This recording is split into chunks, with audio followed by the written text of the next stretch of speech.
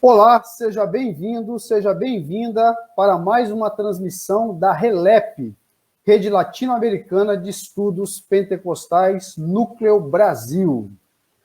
Esta transmissão conta com a parceria do CEILA Brasil, Centro de Estudos de História da Igreja na América Latina. Agradecemos a sua participação e lembramos que você pode interagir aqui embaixo nos comentários. Além disso, compartilhe essa transmissão para que possamos atingir mais pessoas. Se você ainda não fez, pedimos também que siga a página da RELEP e a página do CEILA Brasil. Muito bem, passamos agora ao tema de hoje, Teologia da Prosperidade por trás do discurso. Bom, de modo resumido, a teologia da prosperidade ensina um tipo de fé triunfalista, um tipo de fé retributiva, ou seja, quem está em dia com as suas obrigações religiosas tem assegurada a garantia de que será abençoado, gozando de prosperidade financeira e de saúde. Há um certo consenso entre os historiadores da religião, em particular daqueles que estudam os chamados evangélicos, de que a teologia da prosperidade surge no ambiente religioso dos Estados Unidos. É possível, inclusive, encontrar discursos que se aproximam dessa teologia já na segunda metade do século XIX, mas ela se projeta e se consolida entre os anos 60 e 70 do século XX, justamente no momento em que ocorre a fragmentação e a expansão dos pentecostalismos no Brasil. Boa parte desses novos pentecostalismos, socialmente definidos como neopentecostais, acessará a teologia da prosperidade em uma estratégia de diferenciação com os pentecostalismos pioneiros, também denominados de pentecostalismos clássicos.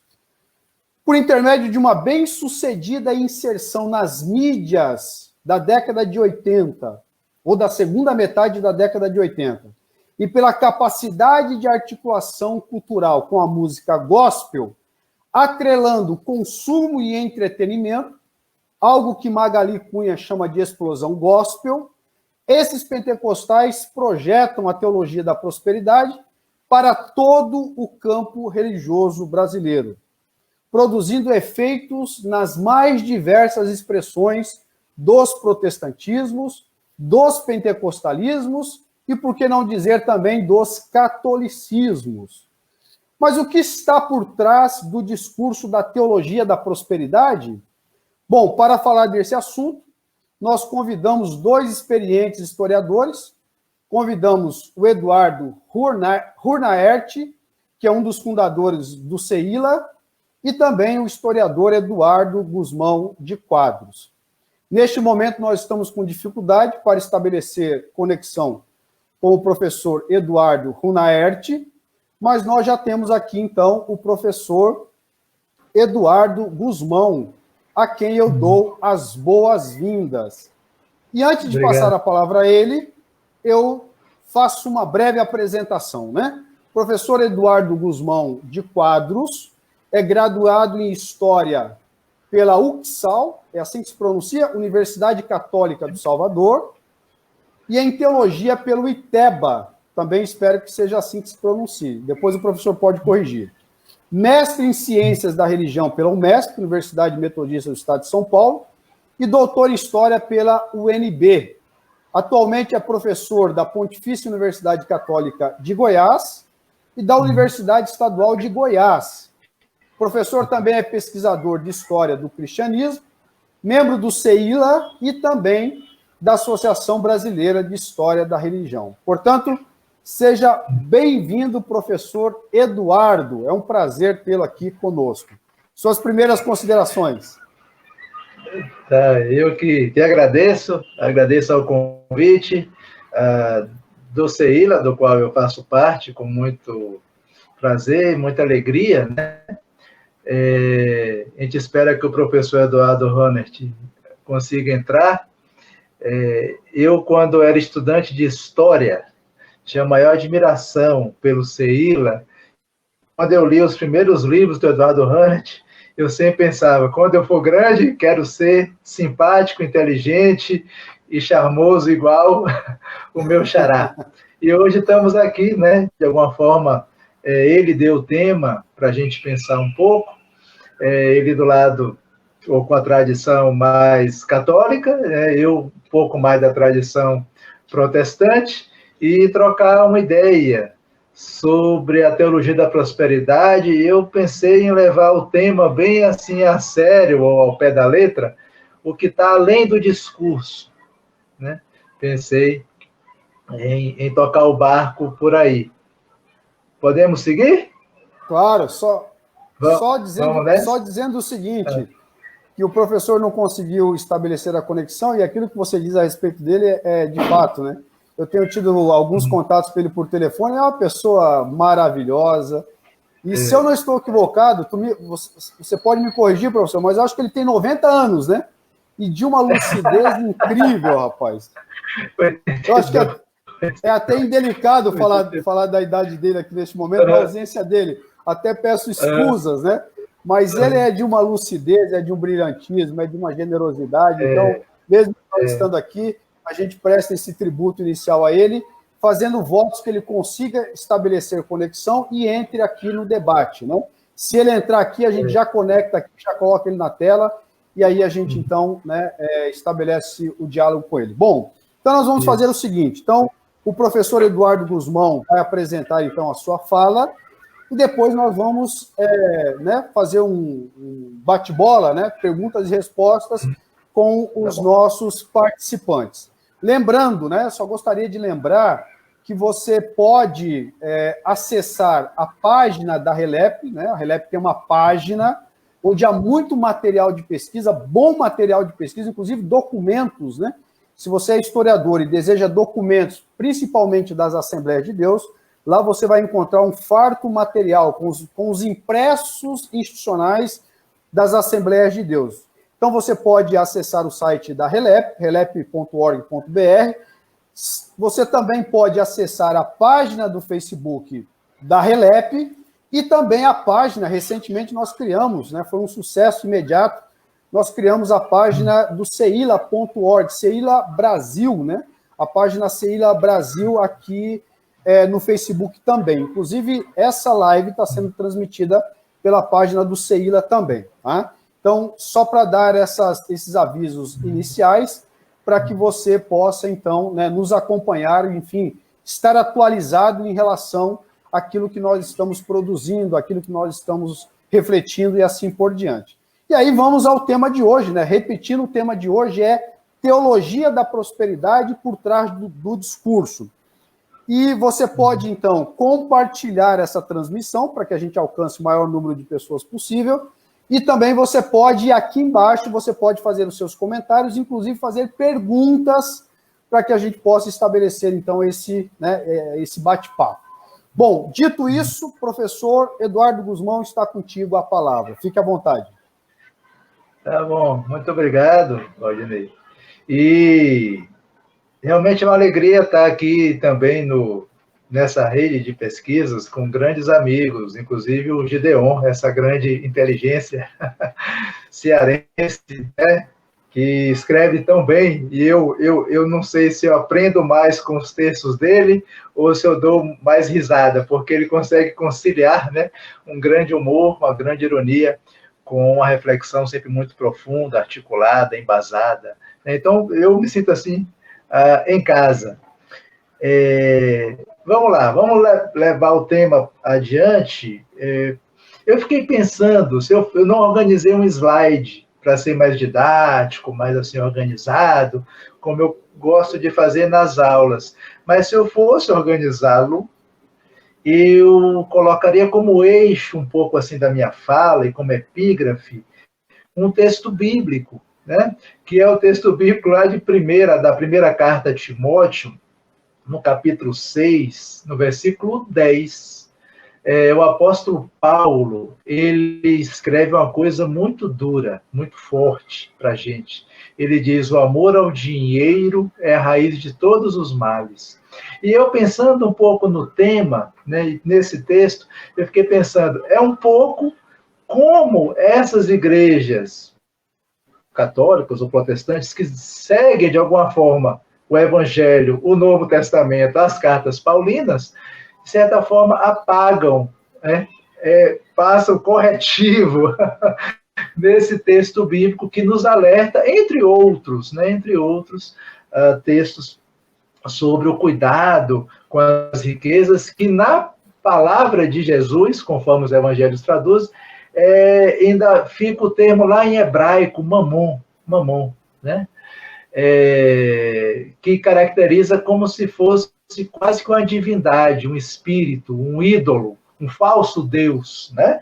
E nas tradições bíblicas mais antigas, daquelas do João Ferreira, aquelas mais tradicionais do mundo protestante, está lá mamon, que tem traduzido embaixo riquezas, dinheiro, porém permanece o termo em hebraico para lembrar que o sentido é muito maior, né? Então, o que vai guiar um pouco minha análise é o apagamento ou esquecimento voluntário dessa perspectiva de que o amor ao dinheiro é a raiz de todos os males.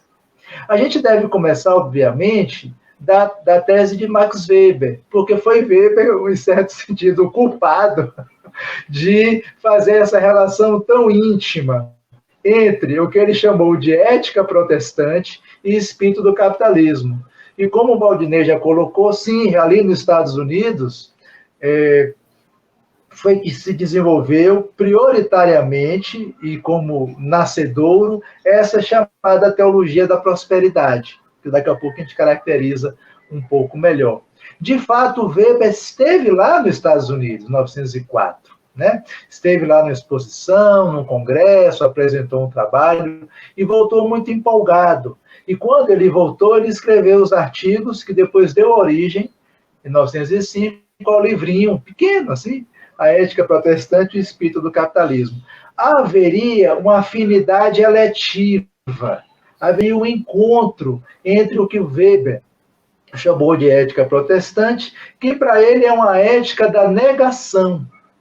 É uma ética do que ele chamou ascetismo, quer dizer, uma prática espiritual onde você renuncia os prazeres deste mundo para ganhar prazeres no outro mundo, na outra vida, na vida eterna. Vou falar para vocês, o Weber pode até estar certo, mais ou menos, em algum período do capitalismo. Isso hoje não vale mais, né? Então, não que o Weber tenha morrido, porque o raciocínio dele é muito lógico. Mas duas observações mais críticas. Do ponto de vista histórico, a tese dele tem muitas fragilidades. De fato, ele pegou um pouco de autores americanos, de exemplos europeus muito esparsos para justificar a tese de que a ética protestante e o espírito do capitalismo estejam ligados. Mas é verdade que a lógica dele é muito forte, o Weber é um grande pensador. Então ele mostra essa afinidade, dizendo que o protestantismo, de alguma forma, abençoou a poupança, portanto, o acúmulo de dinheiro, de capital, e que isso resultou na Revolução Industrial. Ele, nesse ponto, não está errado, né? Então, esse princípio, sim, se coaduna, apesar de, às vezes, ele não dá tanto exemplo, poderia ter comparado mais. Existem, do ponto de vista da história, algumas críticas, né, a essa tese dele. De qualquer forma, veja só, essa ética ascética, o mundo protestante tem o famoso quadro dos dois caminhos. Um caminho é o da pobreza, é pedregoso, é estreito, o outro é o largo do gastar, do consumir. Isso acabou, os caminhos hoje, sabe? Se encontraram. Então, essa tese do Weber se tem validade histórica, e sim, os protestantes tinham uma vida diferente, os nobres protestantes tinham uma vida diferente dos ricos, ali do século XVII, XVIII, mas isso foi superado. Então, a gente pode, primeiro, completar um pouco a tese do Weber, que não pode jogar toda fora, mas um pouquinho com um amigo dele, morava até na mesma casa à época, o Ernest Treut, que tem um livro já antigo, lá dos anos 20, mas que foi traduzido recentemente no Brasil, sobre o protestantismo e o mundo moderno. E lá ele relativiza mais, eu acho o raciocínio do Treut mais interessante, porque ele fala assim, bom, ajudou o protestantismo, a revolução luterana, calvinista, Zwinglio, ajudou o capitalismo? Ele fala sim e não. Em parte sim, porque beneficiou e deu um sentido positivo ao acúmulo de riquezas, coisa que o catolicismo tinha uma crítica muito dura, toda a teologia atomista tem uma crítica muito dura, fala dinheiro não gera dinheiro. Dinheiro não gera dinheiro. Dinheiro vem de algum lugar. E vem da onde? Da exploração do outro. Portanto, eticamente estaria errado. Mas o protestantismo não considera assim e valoriza muito a disciplina, tá certo, a poupança, tá certo. Só que o Treut fala, bom, tem um lado de validade, porém tem um lado que fala, não, mas de fato quem gerou o capitalismo foi o Estado, não foi o indivíduo. E essa busca de salvação eterna, nem todo mundo investiu dessa forma. O Treut, ele fala, por exemplo, o protestantismo ajudou a democracia. Ele fala, sim, não, olha o raciocínio mais complexo. Sim, porque valorizou a opção individual, o respeito. A Genebra calvinista é uma experiência democrática até certo ponto. Porém, olha os estados protestantes teocráticos, praticamente. Né? Olha a perseguição e a aliança de Lutero com os príncipes, etc. Então, ele fala assim, sim e não. O Treut tem esse raciocínio, talvez mais de historiador, de olhar mais no detalhe do que o Weber, como sociólogo, olha mais o todo. Mas eu queria completar também um pouco a tese do Weber com um autor mais recente, que é o Albert Hirschman, que inclusive esteve no Brasil, trabalhou na América Latina um tempo, que ele fala que o principal do capitalismo não é bem essa busca de salvação eterna, mas sim uma salvação terrena. Então ele acha que a questão é, o dinheiro pode ter servido ao sucesso material até para testemunhar que a fé daquelas pessoas, daqueles puritanos, eram melhor, eram mais eficazes, aquele Deus era mais verdadeiro, e o sinal disso era o sucesso material. Isso já está no século XVIII. 2 princípios ele destaca. Primeiro, é que o prestígio social gerado pela riqueza, antes do dinheiro não dava prestígio social. No mundo antes da Revolução Francesa, no mundo mais estamental, quer dizer, da nobreza, nasce nobre, morre nobre, independente de ser rico. É isso. Mas o mundo da burguesia, que depende do dinheiro, que é esse mundo que está surgindo, essa nova sociedade capitalista, depende. E o dinheiro passa a ser uma ferramenta de prestígio social e de poder, acesso ao poder político. Então ele acha, o Hirschman, que isso vai ser fundamental para o surgimento do capitalismo. E outra, até então, a ganância, a cobiça e o acúmulo de riquezas, ainda havia assim um problemazinho de consciência. O capitalismo transformou, isso o Adam Smith mostra muito bem, o egoísmo e a busca do sucesso individual num bem maior. Né? Então, a famosa mão invisível do Adam Smith, que fala, seja egoísta, busque enriquecer, porque você vai gerar mais emprego para o outro, mais progresso social, sua empresa vai crescer, vai criar mais tecnologia, e todo mundo, não só sua família e você mesmo, vai ter benefícios. Então, de fato, o puritanismo passou a mão, principalmente nos Estados Unidos, que é o exemplo grande do Max Weber, que pega frases do Benjamin Franklin e outros, que, assim, às vezes deixa a gente de cabelo em pé. Inclusive, o tempo é dinheiro, né? Que está no dólar, está no espírito americano, né? Então, a gente fica meio assim. Eu queria completar isso com um sujeito que leu o trabalho do Weber e teve uma sacada, uma percepção genial, que é o Walter Benjamin. O Walter Benjamin está fazendo esse ano 80 anos, que ele foi martirizado, acabou tirando a própria vida, perseguido por Hitler. E ele escreveu um textinho também nos anos 20, empolgado com a leitura do Weber, que o capitalismo seria uma religião, que o capitalismo funcionaria como nos mesmos moldes de uma religião, com a liturgia muito mais simples, quase sem dogmas e crenças estabelecidas, e principalmente uma religião diferente de qualquer outra, porque é uma religião sem culpa. Walter Benjamin escreveu, é um fragmento, é assim, uma coisa de 5 páginas, esboça, mas é maravilhoso, porque ele identifica isso. Uma das hipóteses que a gente poderia lançar e trabalhar hoje seria essa espécie de, vamos dizer assim, sincretismo. A partir desse mundo capitalista norte-americano e essa divindade Mamon ou essa religião capitalista.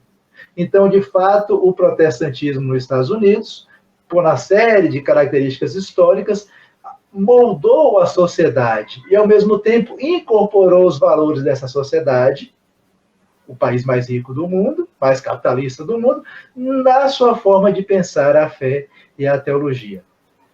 Primeiro ponto, então, essa discussão um pouquinho mais teórica. Não sei se eu estou certo, é uma hipótese, essa do sincretismo. Uma vez, há muitos anos, eu escrevi um pequeno texto tentando falar eu chamei na época o pequeno Deus do mercado religioso. Um Deus que você manipula, que você joga para a lógica do mercado e do mercado religioso especificamente, mas deixa aí como ideia para a gente conversar. Segundo ponto, o momento histórico do nascimento da teologia da prosperidade nos Estados Unidos. Para mim, independente, eu posso mapear aqui e ali um teólogo, uma frase, um sermão. Óbvio que isso tem desde o século XVIII, se eu quiser, mas a partir, para mim, da crise de 29, é um momento básico. Né? Esse grande, o crack, que o pessoal fala, o crack da Bolsa de Nova York, a quebradeira geral que foi 29, 30. E aí você tem uma relação histórica muito interessante. O capitalismo quebrou nos Estados Unidos. Né? E a sociedade, desemprego, fome, miséria, buscando tirar o pé da lama. Eu acho que os principais pregadores e ideias, e vai ter mais um respaldo social, essa mensagem do sucesso, da prosperidade, então, a partir dos anos 30, onde o próprio capitalismo teve a Segunda Guerra Mundial, essa crise toda, mas o próprio capitalismo se reinventou. E aonde aí aparece como fator fundamental o consumo. O consumo vai ser estimulado. É a partir dos anos 30 que as empresas vão começar a ter setores de marketing, de propaganda. Propaganda é um termo religioso, é um termo da igreja, propaganda fidei, lá da igreja católica, inclusive. Mas, assim, as empresas vão incorporar para se tornarem mais fortes. E é preciso, para o capitalismo, não morrer, não ser destruído, né? Já tinha a Revolução Russa, em 17, já tinham tentativas de movimentos socialistas, inclusive nos Estados Unidos. A solução do consumo, portanto, da sociedade de massas, da sociedade voltada para a classe média, de fato, né? O rico é pouquinho, os pobres não devem ser tantos, a classe média, a sociedade de cultura de consumo, cultura de massa. Eu acho que essa vai ser a grande chave do capitalismo dos anos 30 até os 74, 75, aí o pessoal vai divergir um pouquinho, mas até os anos 70, quando vai ter o novo impacto do chamado neoliberalismo. Daqui a pouco eu comento rápido isso. É bom você, quem está me ouvindo, relacionar duas coisas dos anos 30. Olha, a teologia da prosperidade, ou do sucesso, ou da riqueza material, vai começar a ter um impacto maior e a ser aceito e ser divulgado. E olha só, se surge, vamos dizer assim, o super evangélico, o super crente, o super cristão, surge também o Superman, na mesma época. Fruto dessa crise toda. 2 personagens com superpoderes, vamos dizer assim.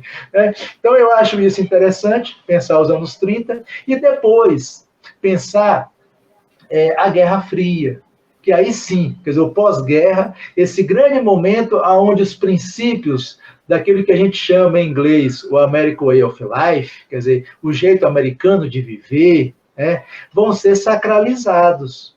E assim, também não adianta a gente querer cobrar do outro, eu não quero demonizar ninguém, nem nenhum pensador, nenhum teólogo, nenhuma corrente. Mas entender que sim, para eles, falar do sucesso dentro da vida, da sociedade industrial, capitalista, empresarial, era reforçar uma sociedade baseada em Deus, em princípios bíblicos. Porque a sociedade americana se vê assim. Tem a famosa teologia do destino manifesto. Ela é um exemplo para o mundo.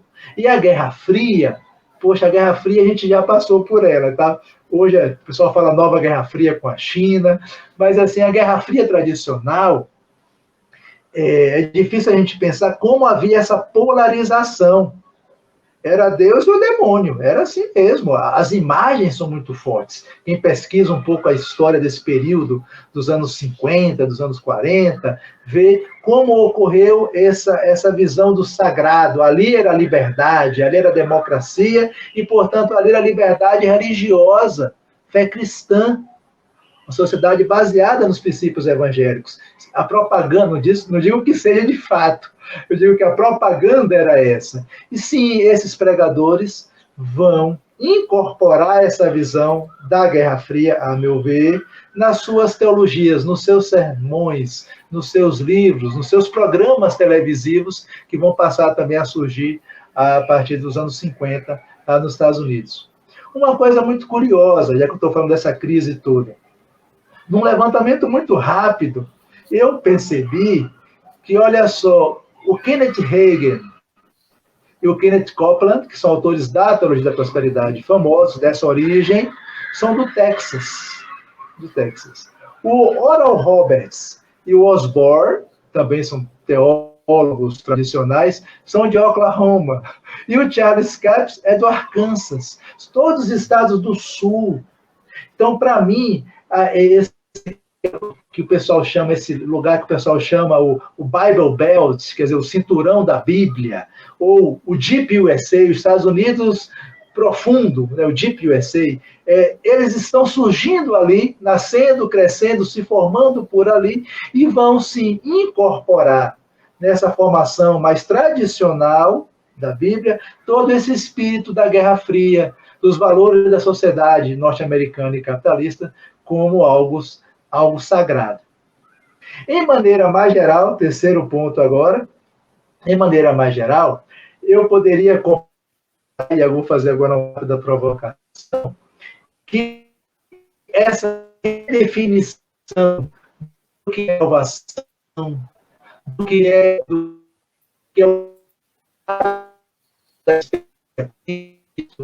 que é seguir o evangelho, né? A questão que eles vão fazer, essa duna, ou se liga muito com o que a gente pode chamar da crise da metafísica, que ocorreu no século XX. Não vou ficar falando aqui, que eu não sou filósofo, do Heidegger. O Heidegger falava muito bonito e falava a oclusão da metafísica, ou o fim da morte da metafísica. Mas isso na teologia e no mundo ocorreu. Né? Esses valores transcendentais demais, até a ideia do paraíso, isso vai deixando de ser o fundamental, não que não seja falado, mas vai recebendo, essas palavras vão recebendo novos significados e novos sentidos. Então, a provocação, não sei se vocês gostam muito, mas todo o projeto do Bultmann, olha só, que é um teólogo mal visto, ele propôs a ideia da desmitologização da Bíblia. De fato, quando a gente fala que a salvação é o sucesso financeiro, é uma desmitologização. De fato, é algo muito concreto, onde você vê, entre aspas, a bênção.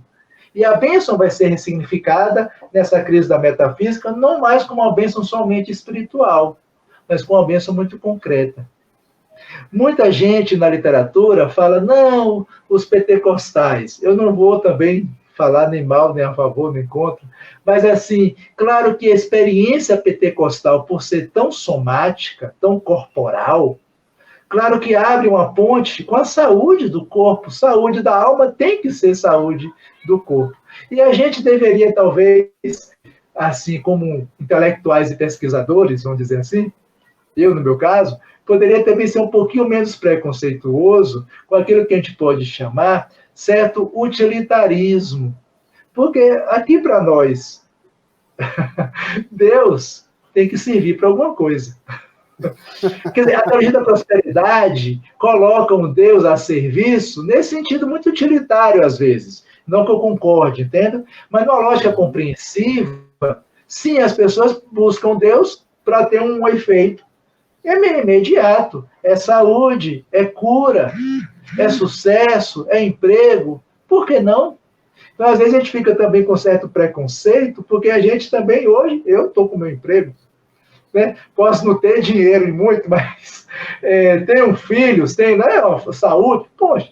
Então, a gente vai buscando, talvez, outras coisas, mas quem depende do prato de comida, sim, é bênção de Deus ter o pão nosso de cada dia. Por que ter preconceito com isso?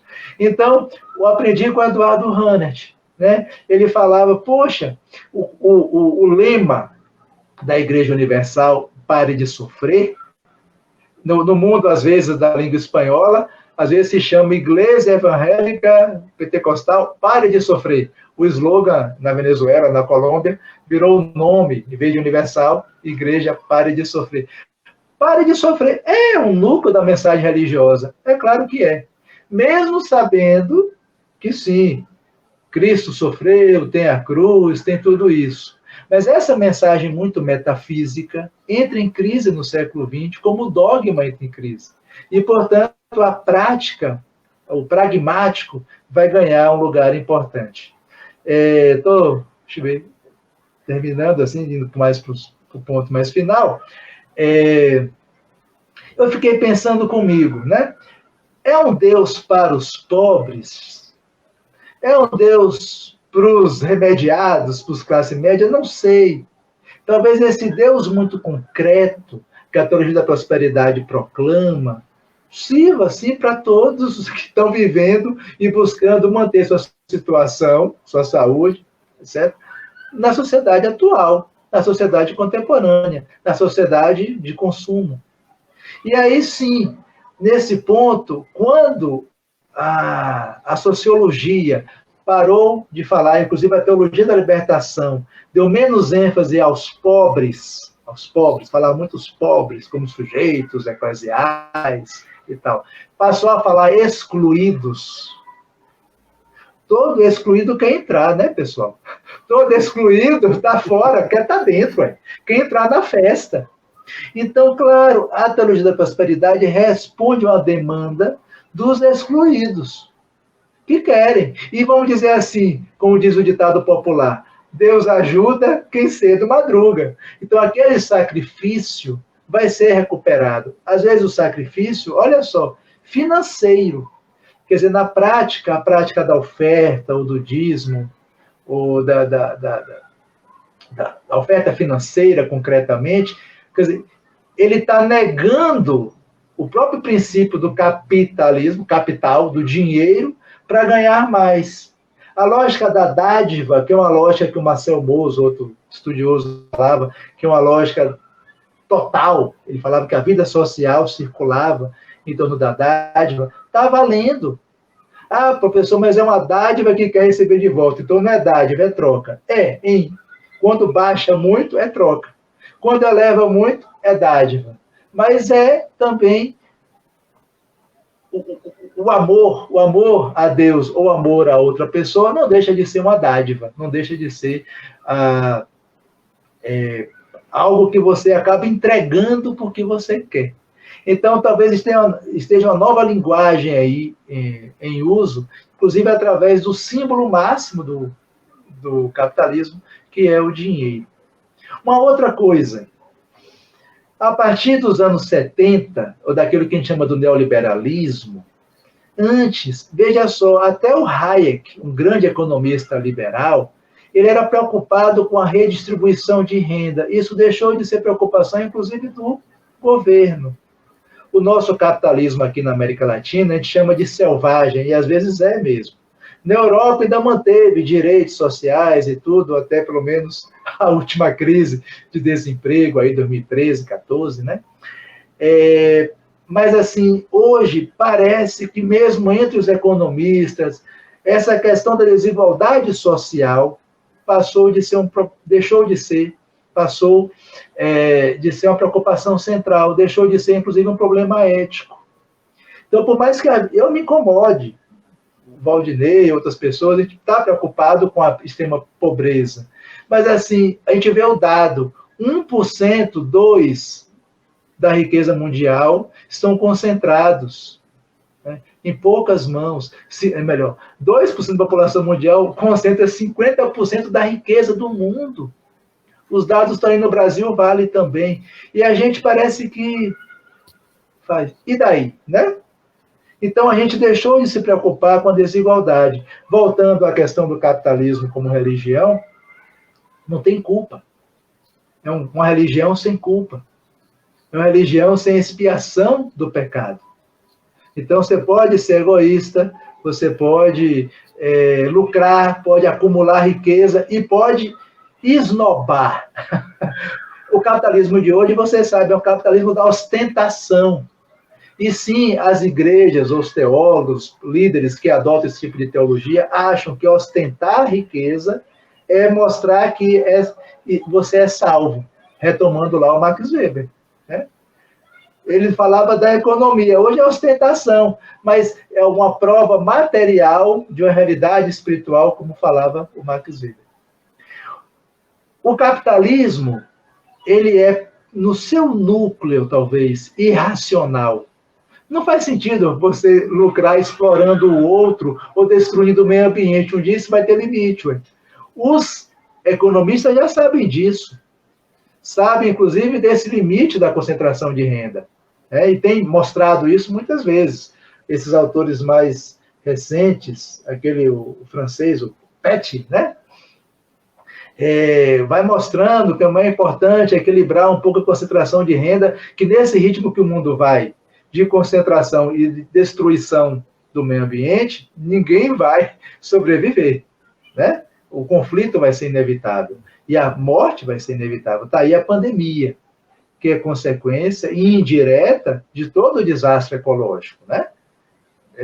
Então, o capitalismo tem essa irracionalidade na sua lógica e, portanto, talvez precise muito realmente de fé, de crença, de algo que legitime esse corre-corre que a gente mantém na vida. A teologia do sucesso, da prosperidade, faz um pouco isso. Por outro lado, a própria empresa, você sabe de todos esses ritos, cultos praticamente mágicos que as empresas têm para justificar o seu funcionamento. Então, haveria um ponto de encontro aí, uma ausência de fronteiras entre esse capitalismo financeiro, industrial, e essa teologia. É possível que a gente possa pensar assim. E para terminar, eu não podia terminar também só legitimando isso tudo. Eu fico pensando comigo. Sabe que o Paul Tillich, que independente de gostar ou não da teologia dele, é um teólogo alemão, fez carreira nos Estados Unidos, e ele falava que havia algo muito importante na teologia da reforma. Ele chamou isso do princípio protestante. O que é o princípio protestante, tirado lá de Lutero, Calvino, Zwingli, a tradição assim, principal, né, desse mundo evangélico? É que nada, nenhuma criação humana é sagrada. Talvez retomar esse princípio protestante, que nada que a gente faça é sagrado. Sagrado é Deus, ou a palavra dele, né? O que emana dele, não o que emana do ser humano. Talvez seja importante para a gente hoje retomar e falar, peraí, existe um limite. E esse limite é colocado quando o próprio Jesus alerta, o que estiver como tesouro da sua vida, né, no seu coração, aquilo vai ser o sentido. E não pode ser algo tão material assim. O princípio protestante nos leva a questionar esse materialismo que a fé cristã foi aderindo, que as próprias instituições, contando seus números de membros, ou contando, vou falar assim, seu livro caixa, né, passou a aderir. E aí, tomar muito cuidado, porque, como diz Jesus, ou como diz Paulo, o amor ao dinheiro é muito perigoso. E talvez não seja sinal de tanto sucesso ou tanta salvação assim. A salvação capitalista é outra coisa. né? Então, vamos retomar um pouco essa ética e esse princípio protestante, não aquela do Weber, mas essa colocada lá pelos reformadores que fundaram o protestantismo e fundaram essa busca de ser verdadeiramente cristãos. É isso. Obrigado pela atenção e vamos abrir para a conversa. Beleza. Muito bom. Você que está participando conosco, você acabou de ouvir, então, a explanação, né, uma fala do professor Eduardo Guzmão, que é professor da Federal da PUC Goiás e também da Estadual da PUC Goiás. Nós estávamos agendados com o professor Eduardo, eu digo Ronert, mas você já disse de outra forma aí, né? Acho que eu estou dizendo errado. Tanto faz. Mas o professor não conseguiu a conexão, e aí, então, nós não tivemos a possibilidade de estabelecer. Seria ótimo ouvir as considerações. Trata-se de um historiador experiente, que conhece muito bem a história da Igreja na América Latina, mas, enfim, nós até tentamos, né? Eu fiquei um bom tempo ali tentando ajeitar a parte técnica, mas ele estava sozinho lá, e, enfim, tinha algumas situações se colocaram e não foi possível resolver, embora nós tenhamos tentado desde as 16h30, mas não houve essa possibilidade. Então, nós lamentamos muito a ausência do professor Ranert. Nós vamos abrir, então, para perguntas, né, para algumas questões. Nós ainda estamos dentro do tempo, né, temos ainda 15 a 20 minutos para interagir com o nosso público. Mas antes eu gostaria de agradecer as considerações do professor Eduardo Guzmão, né, são questões instigantes e certamente abrem muitas possibilidades para a gente conversar e para a gente dialogar. Professor Kenner Terra já está fazendo uma pergunta aqui, ó. Então vamos começar com o professor Kenner Terra, que é professor da Faculdade Unida de Vitória e faz parte do grupo gestor da Rede Latino-Americana de Estudos Pentecostais. Professor, eu estou projetando a pergunta na tela, vê se você consegue acompanhar, tá? Então, o professor Kenner Terra diz assim, ó, parabéns pela palestra. Uma questão, a teologia da prosperidade não seria também uma radicalização da cura ou cuidado do corpo? Ou seja, a ideia de prosperidade não apontaria para a centralização de um tipo de valor da corporeidade? Está contigo, pode responder. Enquanto isso, desculpa, professor, enquanto isso, eu faço um parênteses para você colocar a sua pergunta aqui embaixo nos comentários, enfim, faça a sua pergunta para que a gente possa, então, estabelecer esse diálogo. Professor, agora está contigo, desculpa. Tá joia. Eu agradeço a questão. Kenner, não é isso? O Kenner Terra, muito, professor Kenner Terra. Kenner Terra, agradeço muito. Me parece, então, o cristianismo, na sua tradição, e não é por causa do gnosticismo, valorizou demais o lado da alma. O livro do Weber, inclusive, fala do espírito, né? Espírito do capitalismo, mas é espírito. E eu acho que essa volta ao corpo é muito interessante. Agora, isso é um ponto positivo da experiência pentecostal, da questão da saúde, da cura, e de algo mais concreto da fé, a meu ver. Porém, a questão não é se é corpo ou não corpo, a questão é como é que isso entra. Quer dizer, você falar também que a doença é quem tem pecado, ou que o cristão autêntico não adoece, esse tipo de coisa, né? Ou, por mais que se acredite, né, na cura sobrenatural, no Espírito Santo, você não pode fazer propaganda, como um outro casal outro dia estava fazendo aqui, deu a Polícia Federal lá, estou curando Covid, estou curando HIV, né? Por mais que o milagre seja possível, eu acho que tem as duas questões. Uma, sim, é muito importante a gente revalorizar o corpo, a corporeidade, no sentido muito positivo, de ter uma visão mais integral. É bom lembrar que saúde e salvação têm a mesma origem. A palavra saúde, a palavra salvação em grego tem a mesma origem. E tem a ver com essa visão mais global, onde espírito e corpo formam o todo da vida humana. Porém, às vezes também o pessoal que prega só o sucesso, ou só a cura, ou que a doença é pecado, a visão já vamos dizer, joga a alma no lixo, entende? Assim, estou brincando, mas já despreza demais o outro lado que vai além do próprio corpo e que faz parte da vida. Faz parte da vida, né? E sem vírus não tem anticorpo.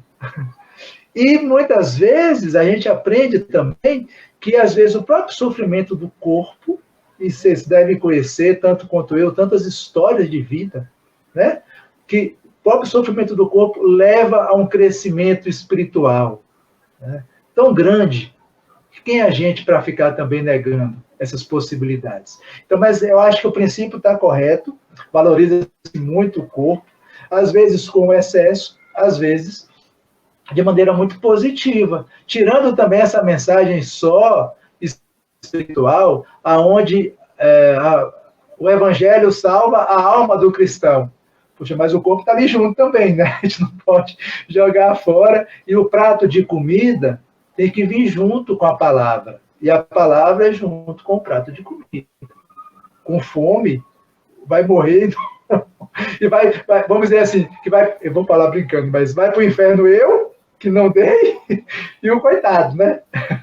Então, é preciso que a gente pense de uma maneira mais holística, mais geral, mais dinâmica, a questão da fé e da salvação. Muito bom. Professor Eduardo, deixa eu fazer uma colocação e em seguida eu já encaminho a pergunta do professor Moab César Carvalho, que é professor da Universidade Estadual do Maranhão. Se percebe, pelo menos a Magali Cunha sinaliza isso, que a cultura gospel, que tem como fundamento teológico a teologia da prosperidade, projetou, digamos, essa teologia para todas as esferas, ou para boa parte das esferas, né, de influência do mundo evangélico na sociedade. Então, a gente sabe, por exemplo, que essa teologia da prosperidade, ela é a argamassa assim, que une, por exemplo, os interesses dos evangélicos com os interesses políticos, etc, etc, etc. De certa forma, influenciando todo o campo religioso, de pentecostais ao protestantismo histórico. Você percebe nitidamente isso, inclusive você percebe também uma capacidade incrível que outras teologias não conseguiram desenvolver, que é a capacidade camaleônica, ou seja, a teologia da prosperidade ela não é purista, ela vai se adaptando, ela vai se acomodando, de modo que ela consegue se atualizar permanentemente, vamos usar essa expressão. Tanto que, por exemplo, eu percebo, com o olhar agora de pesquisador, eu percebo que a teologia da prosperidade que nós temos hoje já não é mais aquela teologia da prosperidade da década de 80. Ela foi dirimindo porque ela teve que dar conta também de uma classe média que vai surgindo aí nessas igrejas que não são mais essas igrejas tradicionais do neopentecostalismo, mas comunidades que são comunidades de classe média, etc, etc. Enfim, então você tem todo o campo influenciado por essa teologia, mas não é só no campo protestante ou no campo evangélico, mas também atinge o catolicismo ou as tradições católicas, né? E aí vem a pergunta do professor Moab, né? Qual o impacto da teologia da prosperidade na Igreja Católica no Brasil?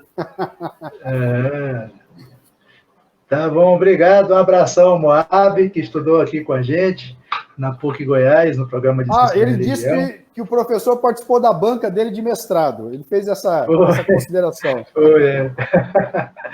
Então, um abração ao Moab. Mas deixa eu falar um pouquinho do gospel. Eu não vou repetir, a Magali está aí, ela fala melhor do que eu. Poxa, ela tem uma pesquisa fantástica sobre isso. Inclusive, apresentou recentemente aqui para nós uma fala sobre a questão da política, que é a pesquisa atual dela, evangélicos e política. Eu falei o tempo todo protestantes, protestantismo e evangélicos, retomando termos de uma tradição histórica e teológica muito fortes. Gospel, eu já acho estranho. Desde que ficou na moda, sempre a gente fica perguntando, mas por que ficar em inglês? Né? Aqui gospel é evangelho, não tem? Por que ficar em inglês? Então, só na questão do conceito ou da mudança de nome, já demonstra-se uma nova relação com a sociedade, que eu pessoalmente acho que a gente, no Brasil e na América Latina, herdou uma série de princípios norte-americanos, os primeiros missionários trouxeram isso, onde havia um comportamento muito mais daquilo que a sociologia, o Weber e o Treut, inclusive, chamam seita, comportamento de seita. Nós somos os eleitos, os salvos, os corretos, e ali está o pecador, ali está o que não é do grupo. Essa fronteira muito grande é o comportamento do grupo social chamado seita. Em certo sentido, o crescimento numérico no Brasil, e não só no Brasil, porque os outros países da América Latina, tirando a Argentina, assim, exceções, mas no geral houve um crescimento grande, passaram de um comportamento de seita, portanto, isolados, ou críticos, ou afastados dos valores da sociedade, para um comportamento de igreja, onde essa fronteira é muito tênue. E aonde, sim, a igreja, igual a Igreja Católica sempre fez, administra sacramentos, administra, entre aspas, bênçãos. Então, eu posso brincar aqui com as palavras e falar que o mundo protestante, o evangélico, que surgiu como seita, foi virando igreja. E o mundo católico, que é o padrão sociológico de igreja, burocracia, isso continua, hierarquia, tudo mais, foi tendo um comportamento mais de seita. Inclusive, os movimentos da renovação carismática católica, Canção Nova e semelhantes, que o Gideon tem pesquisado bastante, eles incorporam elementos de oposição com a própria sociedade, curiosamente, dentro do catolicismo, né? Do seu jeito, com sua tradição. Mas eles incorporam comportamentos mais de afastamento, ou de seita, ou de oposição. Quer dizer, hoje você pode usar aquele escudo com a fé, né? Que fez sucesso aí, da turma lá do Lagoinha, diante do trono, o pessoal usa, independente do que crê, do que não crê, do que pensa, não pensa, é um símbolo bonito, é um símbolo que fala algo bom, aí o pessoal usa. Antigamente, quer dizer, nos anos 70, muito difícil. Alguém andaria com a Bíblia na mão, com um traje mais, entre aspas, da tradição evangélica, né? Era uma pessoa estranha. E hoje não tem mais nenhuma estranheza. Está em carro, para-choque, caminhão, camisa e boné, chaveiro, na feira. Aqui em casa tem uma feira perto. Então está tudo sendo vendido, né? Então acho que essa questão do gospel, sim, há uma ponte. Essa teologia muito atualizada, vou falar assim, atualizada, para dar o sentido positivo, com o capitalismo, ela proporcionou essa ponte. Toda a teologia da conquista, que a prosperidade fala, conquistar a bênção, tomar posse, etc., tem a ver com engajamento político também, né? Você tem uma teologia que embasa isso. É suficiente para explicar? Não. E aí você já teve programa sobre pentecostais, evangélicos e política para dar uma abordagem mais aprofundada do tema. Mas faz a ponte com o Estado e com a sociedade? Faz. E as igrejas, assim, eu fico pensando, às vezes não leram esses teólogos, esses americanos. O líder de comunidade não está estudando a teologia. Às vezes vê na televisão, escuta na rádio e fala, poxa, isso é de Deus. E vai fazendo, e vai criando e recriando, de uma maneira muito pragmática até. Você sabe da baixa formação, ou intelectual, ou da difícil formação teológica que as igrejas protestantes têm dado às suas lideranças, né? E aí não vou também aprofundar muito, é um assunto para um programa, mas isso gera essa porosidade muito grande. Catolicismo, acho que o Hannert poderia falar mais que eu, porque entende muito melhor, mas assim, eu queria fazer um comentário rápido de um conceito que o nosso colega Alberto, Alberto Moreira, que foi orientador do Moab, ele inventou um conceito que eu gosto e já apliquei por aí. Ele fala dessas igrejas de classe média que o Valdinei lembrava, ele fala do chamado pentecostalismo light. E light não é porque é leve, é como essa coisa da comida, é sem gordura. Isso. É um pentecostalismo assim, de bem com a vida. Isso. É um pentecostalismo, né, feito para essa classe média remediada, apertada. Mas nessas igrejas também tem gente com grana, gente rica. E aí você tem os exemplos, testemunhos e tal. Esse pentecostalismo light, Sara Nossa Terra, que é de Goiás, fonte de vida, que é de Goiás, nasceram aqui em Goiânia, onde eu estou falando. Nossa, eles fizeram também esse jeito de pensar, como você falou, adaptado, recriado, tirando a gordurinha do pentecostalismo tradicional e adaptando para esse mundo onde eu vou me divertir, eu vou no show gospel, eu vou pular, vou suar, vou extravasar, né? E depois, segunda-feira, eu continuo com o mesmo comportamento. Né? Quer dizer, uma coisa muito assim, light, porque água com açúcar, porque vocês podem usar o conceito à vontade, pentecostalismo light, protestantismo light, é esse adaptado para o mundo do consumo, do mundo do fácil, né? do instantâneo. Bota ali... Fast food. Fast food, evangelho fast food, bota 2 versículos bíblicos no liquidificador, bate e toma e resolveu, sabe? E, bom, a gente entende que talvez, voltando às raízes da mensagem de Cristo, não é isso, né? Não é isso. Não é isso que é proposto lá. Lá é mudança radical de vida. Muito bom, estamos na live, na transmissão, parceria Relep Brasil e Seila Brasil. Nosso tempo praticamente já estourou, já é 18 horas, mas eu acho que dá tempo para dar mais uma última pergunta aqui, na sequência. Estou pegando pela sequência para ser justo aqui, né? Então tem a pergunta aqui, acho que é uma pergunta. Vamos lá, vamos projetar aqui na tela a pergunta do Fábio Souza Neto. Pergunta: embora a citação do Paul Tillich sobre a negação de uma sacralização da criação, a experiência pentecostal não diz o contrário, não haveria um abandono de uma visão dualista de mundo, uma vez que a materialidade estaria presente no sagrado, do sagrado, enfim. Consegue ler por aí, né? Tá bom. Então, o Fábio é meu aluno aqui, me orientando, e excelente aluno, excelente pesquisador do mundo pentecostal. Vai produzir um bom trabalho, já produziu na graduação e agora no mestrado. Olha, do jeito que eu entendo o Tillich, não. Aliás, ele é um dos teólogos, assim, poxa, ele escreve difícil, é verdade, né? Nesse livro que está o texto do Princípio Protestante, que é o livrinho azul, A Era Protestante, publicado pela Haste. Esse livro é até mais simples, que são artigos e conferências dele. Eu não entendo o que ele faz de dicotomia.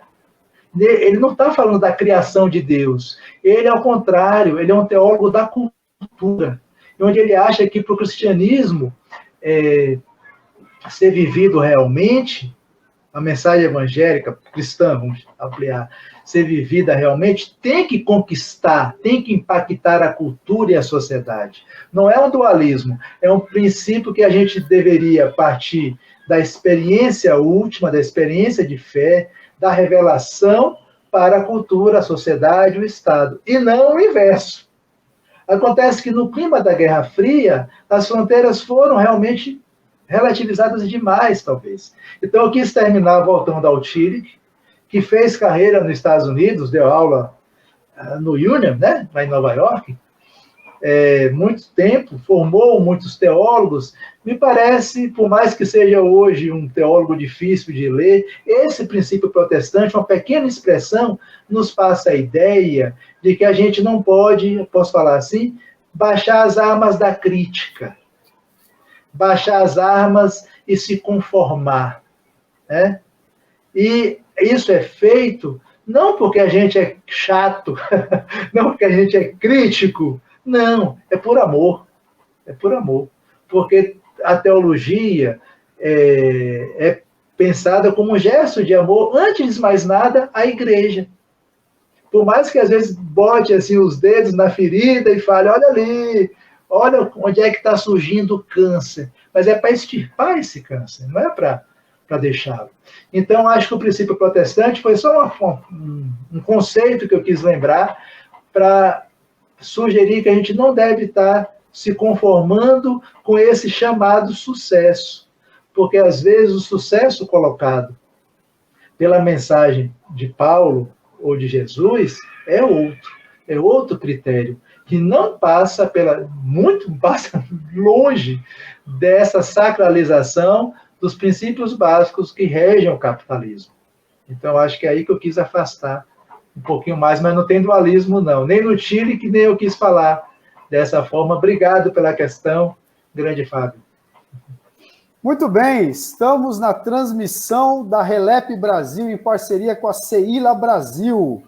Nós estamos aqui passou um pouquinho, 5 minutos, mas eu acho que a gente pode chegar até 6h10, até as 18h10, para fazer uma última pergunta aqui. Eu vou na sequência. Pessoal, e assim, não vai dar para responder, né, encaminhar todas as perguntas, então eu espero a contribuição, o entendimento e a atenção de todos, a compreensão de todos, melhor dizendo, mas depois o professor Eduardo pode dar uma olhadinha nos comentários e ficar à vontade para responder ou não, tá? Mas a pergunta aqui na sequência, depois do Fábio, vem a pergunta da professora Ângela Maringoli, que também faz parte do comitê, do grupo gestor da Relep. E aí eu projeto aqui na tela. Ó. Você falou do nascedouro, década de 30, crescimento econômico no sul dos Estados Unidos. Teriam eles, os teólogos da época, conhecimento das ideias de Weber, da influência? Ou das ideias da influência de Weber? Enfim. Olha, eu não posso afirmar que tivesse conhecimento, nem que tivesse desconhecimento. A obra de Weber foi traduzida, de maneira mais geral, nos Estados Unidos, pelo Talcott Parsons, que é bem posterior, então gerou um impacto maior pelos anos 50. Mas, assim, essa questão do que se chamava nos anos 20 já, antes da crise, de evangelho social, isso é muito forte. E isso chamava a atenção das igrejas tradicionais, as pentecostais estavam dando seus primeiros passos, de que sim, é importante cuidar do corpo, como a gente falava antes, e que a dimensão de salvação tem um impacto maior. Isso não é aderir ao critério de sucesso do capitalismo. Isso, ao contrário, é a gente olhar de que se alguém ganhou muito, é porque alguém também perdeu muito. E é preciso, de alguma maneira, ter responsabilidade social, principalmente aqueles que usam e difundem o nome de cristãos. Isso eu estou falando para resumir um pouco da mensagem daquele evangelho social lá dos anos 20. E vários teólogos, sem conhecer o Weber, talvez, ainda estava vivo na época o Weber, falando aí, começaram a pensar essa dimensão mais concreta, porém crítica. O que eu quis falar foi essa dimensão mais crítica foi sendo perdida, principalmente nesse mundo do pós-guerra, da chamada Guerra Fria. E aí, os princípios da sociedade norte-americana e os princípios da chamada teologia evangélica foram se imbricando, sincretizando, né? E eu não sei, eu fiquei agora pensando aqui no encerramento, fiquei pensando, eu achei que hoje eu fui mais teólogo do que historiador. Mas, assim, desses comentários. Mas, assim, são coisas que realmente eu acho importantes para serem comentadas, né? Falei um pouquinho da história, do que está por trás da teologia, sem citar muitos nomes ou princípios, assim. Minha proposta não era essa, ficar relendo os livros, não era isso, mas tentar o que está por trás e que sustenta essa teologia e essa prática, que sim, foi incorporada pelas igrejas, pelas instituições religiosas. E a gente deve tomar muito cuidado, como tudo no mundo. Porque o próprio Poutinho que falava da ambiguidade de todas as coisas. Se tem um lado bom, pode até ter, eu acho que chamou para aspectos que a gente antes não valorizava e não enxergava. Porém, se a gente perde o princípio crítico, o princípio protestante, a gente também deixa entrar tudo. E acaba perdendo, às vezes, o bebê, né, junto com a água suja. E aí é problema. Muito bem, estamos chegando então ao fim desse ciclo de diálogos Relep Brasil e CEILA Brasil. Lembrando que a nossa parceria, né, a parceria Relep e CEILA, ela já aconteceu na semana passada e acontece nessa semana e termina essa parceria. Portanto, eu gostaria de agradecer aqui, né, agradecendo o Mauro Passos, que é o presidente da CEILA Brasil. Eu agradeço a todos os membros da CEILA Brasil, né, todos os participantes, enfim, todos aqueles que são responsáveis pelo bom andamento da CEILA, das reflexões, enfim.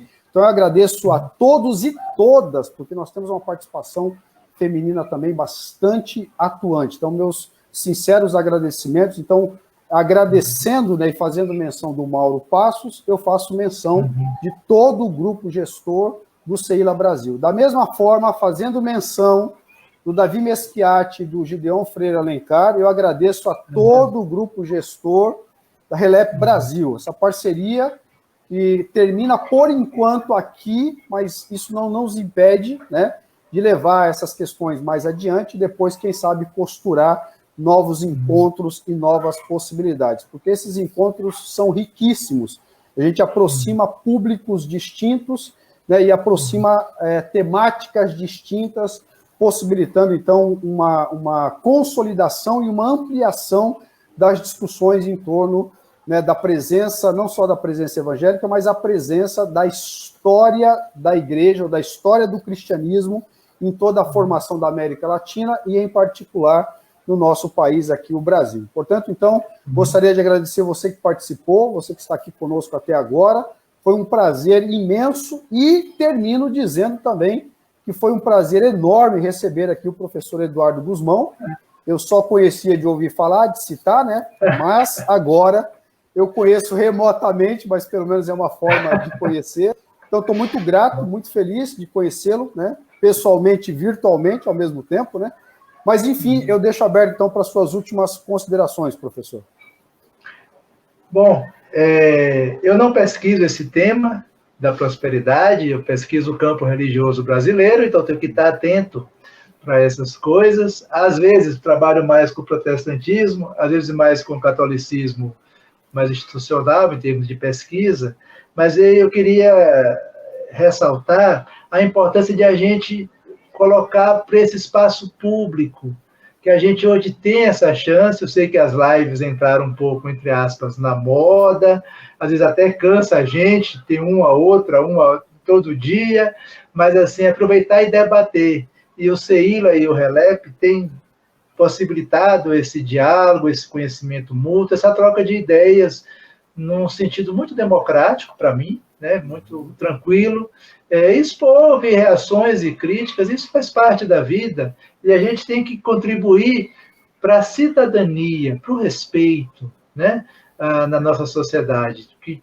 está marcada por tanta violência, ou real ou simbólica, que é o que ocorre muito no campo entre as instituições religiosas. Então, acho que o Relep, o CEILA, nos juntar aqui para conversar, pessoas de visões muito diferentes de mundo, isso é sensacional, contribui muito para a gente repensar as nossas ações, nossas práticas, nossas ideias, e tomara que a coisa continue, vá para frente, né? Nos impulsione a fazer mais. Ótimo. Muito bem, muito obrigado, então, a todos e todas. Só um pequeno parênteses, eu fiz o anúncio, eu anunciei ali, fiz a propaganda do site da Relep, mas no momento ele está em atualização, está voltando com uma roupagem nova, enfim, com uma estética nova, justamente para contribuir melhor, de forma melhor ainda. Então, se você acessar neste momento, provavelmente ele está em manutenção, mas logo nos próximos dias o site estará, né, de volta, prestando todo o serviço que deve prestar enquanto um site de pesquisadores do pentecostalismo ou dos pentecostalismos. Bom, terminamos por aqui. Até a próxima live. Muito obrigado. Tchau, pessoal. Valeu. Obrigado, professor Eduardo Guzmão. Obrigado. Tá bom, até mais.